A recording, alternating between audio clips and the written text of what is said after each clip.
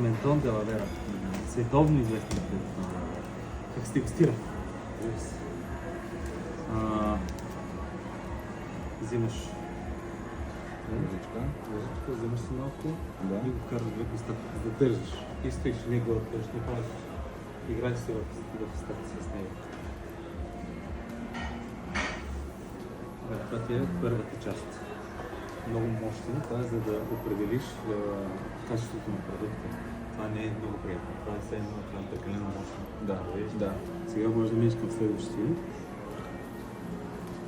Опитай се. Сега опитай следващия.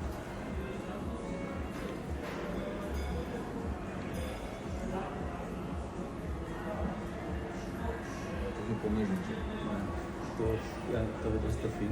И сега ще го направим вариант. Сега ще го направим така, както е логично да се дегустира.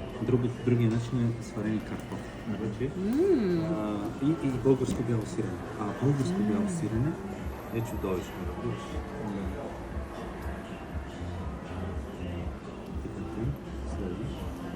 Мале, е много стереотип.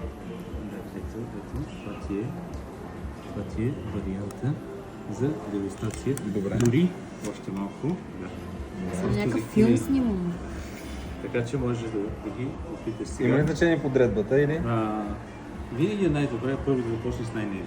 Така както са подредени. Добре. Аз ти говоря за първата част, обаче е много хубаво да видиш.